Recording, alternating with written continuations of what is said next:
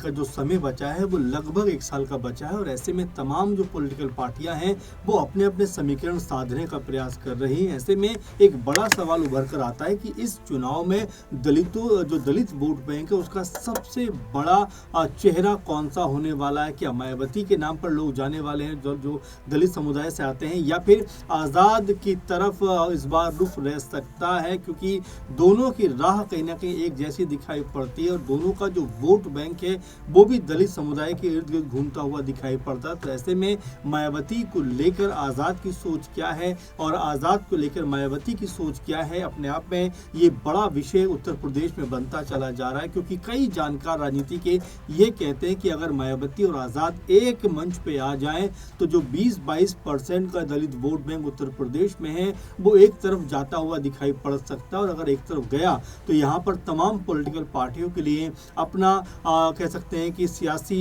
जो कह सकते हैं दबदबा है वो कायम रखना बहुत ज़्यादा समस्या वाली बात बन जाएगी। ऐसे में महत्वपूर्ण बात यह है कि क्या यहाँ से आज़ाद और मायावती एक मंच पर आ सकते हैं, क्योंकि एक जैसी विचारधारा को फॉलो करते हैं, एक जैसे कह सकते हैं कि नियम और कानून को फॉलो करते हुए नजर आते हैं, एक जैसे बातों को कहीं ना कहीं उठाते हुए दिखाई पड़ते हैं। और दलित समुदाय के लिए दोनों का जो नजरिया है वो कमोवेश एक जैसा ही है। दोनों दलित समुदाय के उत्थान के लिए काम करना चाहते हैं, दलित समुदाय को मजबूत करना चाहते हैं, लेकिन इतने तमाम चीज़ों के बावजूद भी दोनों की जो राहें हैं वो एकदम जुदा नजर आती हैं। वहीं आज़ाद ने कुछ दिनों पहले कहा था कि उत्तर प्रदेश में अगर बात गठबंधन की है तो मैं सिर्फ एक पार्टी के साथ में गठबंधन नहीं कर सकता और वो पार्टी है बीजेपी। और उन्होंने ये भी कहा कि बीजेपी से भी गठबंधन ना करने की वजह ये है कि उनसे जो उनके वैचारिक मतभेद हैं वो इतने ज़्यादा हैं कि उनके साथ में जाने का सवाल ही पैदा नहीं होता। लेकिन इसके अलावा उन्होंने कहा बाकी उत्तर प्रदेश समेत देश भर में तमाम पार्टियां हैं, अगर उनको ठीक माहौल और ठीक बातचीत होती है तो उन्हें गठबंधन करने में कोई भी गुरेज नहीं है, कोई भी आपत्ति नहीं है। यानी कि आज़ाद ने अपनी तरफ से कह दिया है कि भाई अगर मायावती जी चाहती हैं कि हम दोनों एक साथ चलें तो हमें इसमें चलने में कोई आपत्ति नहीं है, मायावती के साथ हम चलना चाहेंगे। वहीं आज़ाद ने ये तक कहा कि मायावती को जिस तरह से अपना रुख बुलंद करना चाहिए, जिस तरह से अपनी आवाज़ को पहले की तरह कह सकते हैं कि सबके सामने रखना चाहिए, वो आवाज़ कहीं ना कहीं कुंद दिखाई पड़ती है। उत्तर प्रदेश में दलितों के ऊपर आज़ाद कहते हैं कि तमाम अत्याचार होते हैं, तमाम तरह की खबरें आती हैं, लेकिन मायावती की चुप्पी कहीं ना कहीं बहुत सारे सवाल खड़े कर देती है। आज़ाद तो यहाँ तक कहते हैं कि कांशीराम जयंती पर जिस तरह से मायावती जी ने योगी सरकार और बीजेपी की तारीफ की, उससे कहीं ना कहीं ऐसा लगता है कि मायावती डरी हुई हैं। मायावती कहीं ना कहीं खौफ ज़्यादा है कि कहीं बीजेपी उनका कोई राज का पर्दाफाश ना कर दे, कोई राज उजागर ना कर दे। इस बात का को लेकर आज़ाद ने एक तरीके से मायावती के ऊपर तंज कसा है। अब ऐसे में बड़ा सवाल यही बन जाता है कि क्या आज़ाद के इस तरह से बात रखने से मायावती उनकी तरफ अपना झुकाव दिखाएंगी, क्योंकि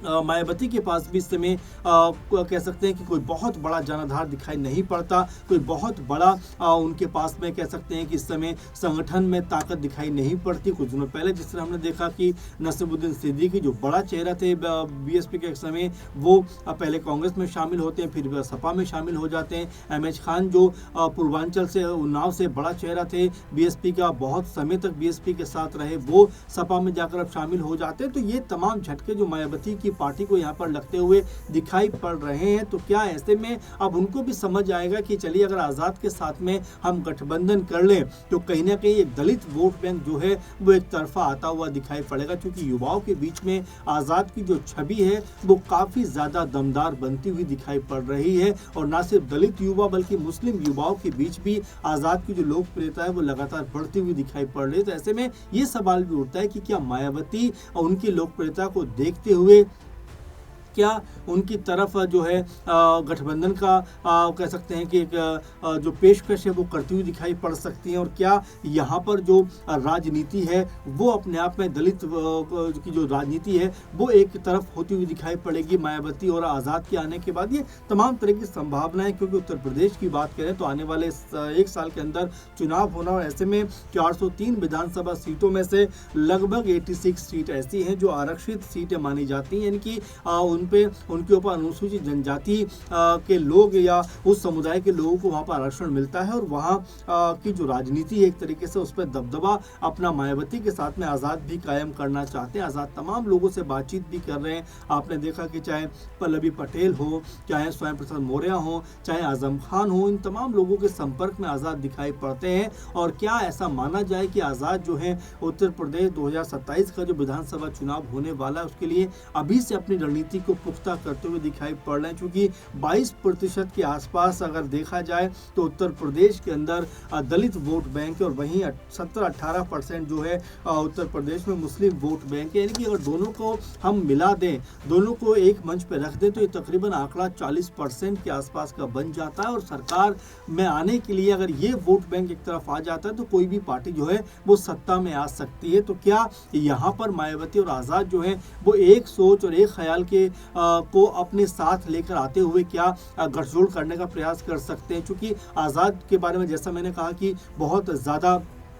दलित समुदाय के लिए खड़े रहने वाले व्यक्ति के तौर पर जाने जाते हैं, खड़े रहने वाले नेता के तौर पर जाने जाते हैं। हमेशा जो है उनके बयान जो होते हैं वो दलित समुदाय को कहीं ना कहीं उनके साथ जो भी अन्याय होता है उनके खिलाफ उनकी आवाज़ जो है वो हमेशा बुलंद दिखाई पड़ती है। और जिस तरह से उन्होंने कुछ दिनों पहले ये बात कही थी कि मायावती जिस तरह से ऐसे मुद्दों पर भी खामोश रह जाती है जहाँ पर दलितों के साथ में भयानक अत्याचार होता है, सिर्फ ट्विटर के जरिए वो एक आध दो बार कई बार जो है ट्वीट ज़रूर कर देती है, लेकिन जिस की जोरदार आवाज उनको उठानी चाहिए वो आवाज नजर नहीं आती। अब यहाँ से जो समीकरण बन रहे हैं, क्योंकि आकाश आनंद को भी मायावती आगे बढ़ाना चाहती है लेकिन उनके लिए भी कहीं ना कहीं एक सपोर्ट तो चाहिए। अब बीएसपी के ऊपर अगर गौर करें तो ऐसे चेहरे कम नजर आपको आते हैं जो जिनके बारे में लोग जानते हैं, जिनके बारे में लोग बात करते हैं। यानी कि मायावती की स्थिति भी कमोबेश आजाद की तरह है, जहां पर आजाद की पार्टी को अभी बनने में समय लगेगा, क्योंकि अभी एकमात्र वो चेहरा ऐसे हैं अपनी पार्टी से जो ज्यादा मशहूर, ज्यादा मकबूल हैं। लेकिन धीरे धीरे उनकी पार्टी में जिस तरह से लोग जुड़ रहे हैं, कभी आजम खान के जुड़ने की बात आती है, कभी स्वयं प्रसाद मौर्य के जुड़ने की बात आती है, कभी पल्लवी पटेल के जुड़ने की बात आती है, तो हो सकता है कि आने वाले साल भर के भीतर आजाद की पार्टी में कोई जो है बड़े चेहरे भी शामिल होते हुए दिखाई पड़े। वहीं मायावती की बात करें तो चेहरे बड़े आना तो छोड़िए, उनकी पार्टी को लगातार लोग छोड़ के जा रहे हैं। तो ऐसे में अब मायावती को भी सोचना चाहिए कि भाई एकला चलो की नीति पर भले ही वो चलने की बात तो करती है,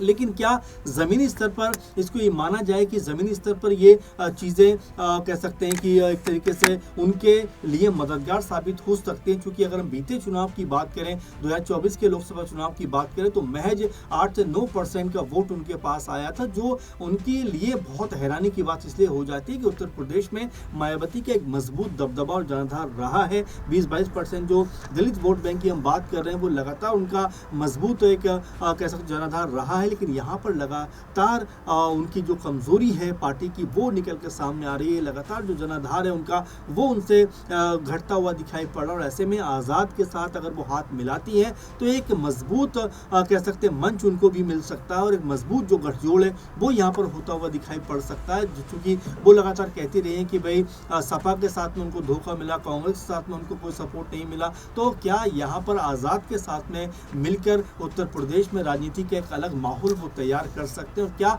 दलित वोट बैंक का एक तरफा कह सकते हैं कि जो समीकरण है यहाँ से वो साधती हुई दिखाई पड़ सकती है? तो ये तमाम तरह के सवाल हैं जो यहाँ पर निकल के सामने आते हैं। लेकिन क्या चुनाव से पहले यहाँ पर ये गठजोड़ होता हुआ दिखाई पड़ेगा? क्या आज़ाद जो है मायावती के साथ मिलकर उत्तर प्रदेश में एक अलग तरह का माहौल बनाते हुए दिखाई पड़ेंगे? सवाल कई हैं लेकिन जवाब इस समय मायावती और आज़ाद के पास है, जो मिलकर शायद हो सकता है उत्तर प्रदेश में दलित राजनीति को एक अलग मकाम पर लेके जाते हुए दिखाई पड़ जाए। ऐसे में इस गठजोड़ को अगर होता है तो किस तरह से आप देखते हैं, क्या संभावना इसको लेकर आपके विचार में है कि क्या ये गठबंधन असरदार साबित हो सकता है और क्या ये गठबंधन वाकई हो सकता है? अपने आप में ये बड़ा सवाल है। आप इसको लेकर क्या सोचते हैं कमेंट जरूर करिए और हम लगातार ऐसे मुद्दों पर आपके सामने आते रहेंगे। फिलहाल इस प्रोग्राम में इतना ही। आप लगातार बने रहें। नमस्कार।